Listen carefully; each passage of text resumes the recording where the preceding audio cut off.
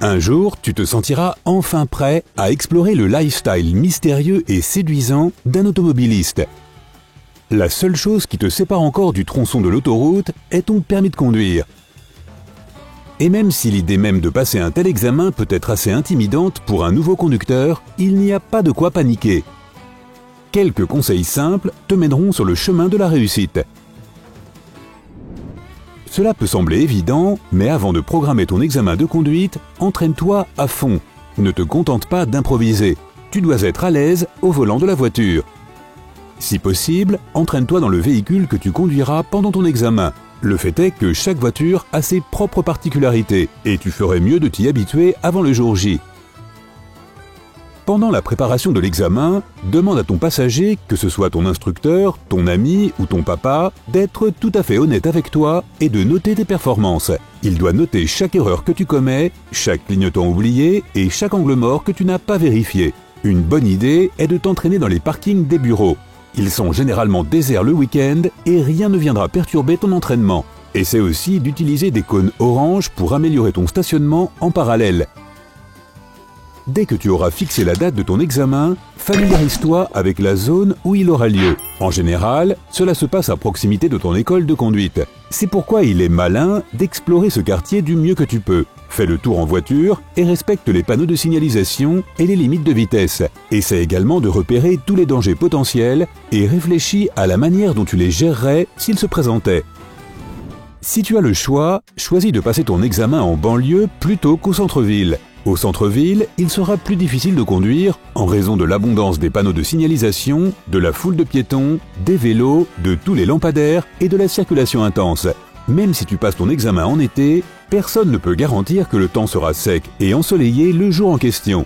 C'est pourquoi tu dois apprendre à conduire dans des conditions différentes, par exemple lorsqu'il pleut, qu'il y a du brouillard ou qu'il fait nuit. Passe ton examen à un moment où tu n'auras rien d'autre en tête. Si tu es distrait par ton travail scolaire, tes partiels ou des problèmes familiaux pendant l'examen, tu as plus de chances de commettre une erreur grave et d'échouer. Ton test de conduite doit recevoir toute ton attention.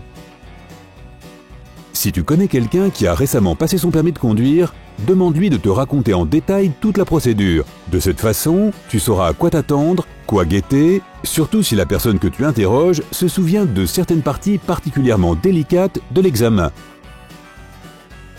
Juste avant un examen de conduite, la voiture qui sera utilisée sera inspectée. C'est ainsi que les examinateurs s'assurent que les véhicules répondent aux normes minimales. Dans certains pays, les apprentis conducteurs ont le choix entre passer l'examen dans leur propre voiture ou dans celle de l'école de conduite.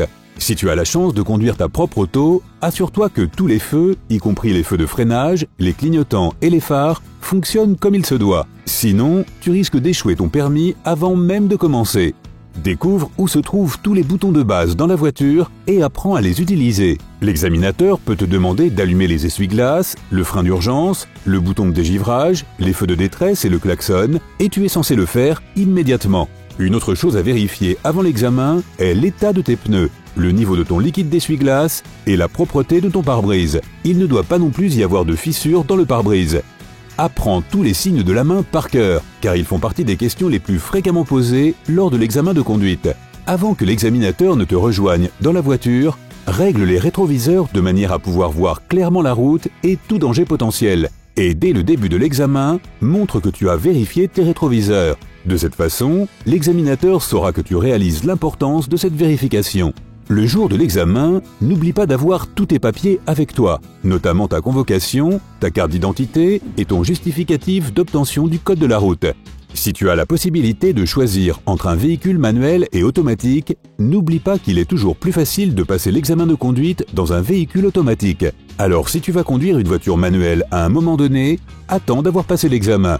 Pour commencer l'examen du bon pied, présente-toi à l'heure. Le meilleur moment pour arriver au centre d'examen est de 15 à 20 minutes avant l'examen. De cette façon, tu auras le temps de te préparer, mais tu n'auras pas à attendre trop longtemps, te rendant de plus en plus anxieux.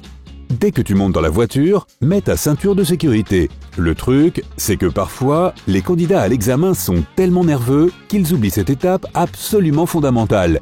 Dans la plupart des centres d'examen, tu es autorisé à faire monter ton moniteur de conduite dans la voiture pendant l'examen.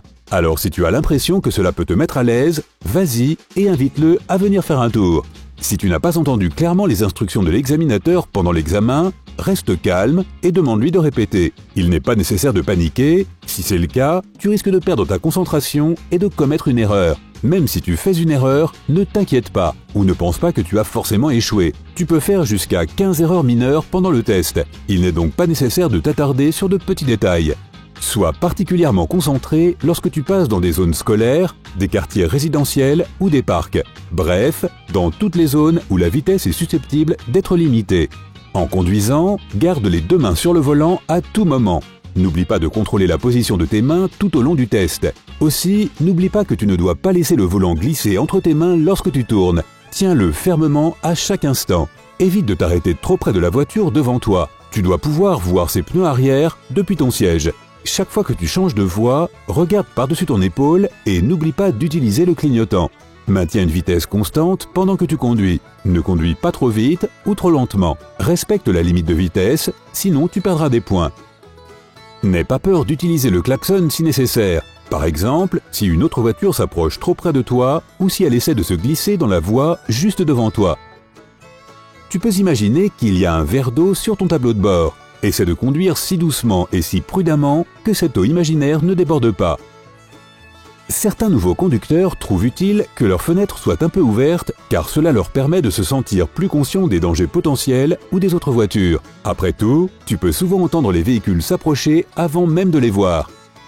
Fais particulièrement attention aux bus scolaires. Si tu en vois un sur le bord de la route avec les clignotants, arrête-toi et attends. Cela signifie que les enfants sont en train de descendre du bus. Lorsque tu fais marche arrière, regarde toujours par-dessus ton épaule, ainsi qu'à droite et à gauche. Regarde également dans tes rétroviseurs pour évaluer la situation. L'examinateur s'attendra certainement à ce que tu utilises ces aides très importantes. Lorsque tu tournes, mets tes clignotants en marche bien avant d'effectuer la manœuvre, mais pas trop tôt non plus, sinon tu risques de semer la confusion chez les autres conducteurs. Cependant, n'oublie pas qu'il n'est pas nécessaire d'utiliser les clignotants si tu ne fais que suivre la courbe d'une route. Attention aux enfants, aux piétons, aux vélos et aux autres véhicules ou tout autre danger potentiel en arrivant au niveau d'un carrefour. Regarde bien avant d'entrer dans le carrefour. Arrête-toi toujours complètement au niveau d'un stop. Ne laisse pas ta voiture continuer de rouler doucement car c'est à la fois dangereux et illégal. Et après un arrêt complet, attends quelques secondes puis recommence à rouler. D'autre part, ne t'arrête que si tu es obligé. Sinon, tu ne vas faire que gêner les autres voitures. Que tu aies réussi ou raté ton épreuve, ton examinateur te donnera un feedback à la fin de l'épreuve. Écoute attentivement car ce sera peut-être le meilleur conseil de conduite que tu pourras recevoir. De cette façon, tu sauras tout sur ton style de conduite, les erreurs que tu as commises et comment faire mieux la prochaine fois. Si tu as raté ton permis, du coup. Si tu as ton permis de conduire en poche, dis-moi comment c'était dans les commentaires. Si tu as appris quelque chose de nouveau aujourd'hui, alors clique sur j'aime sous la vidéo et partage-la avec tes amis. Mais hey, ne te gare pas encore en double fil. Nous avons plus de 2000 vidéos sympas à te montrer. Tout ce que tu as à faire, c'est de choisir la vidéo de gauche ou de droite, de cliquer dessus et d'en profiter. Prends la vie côté sympa.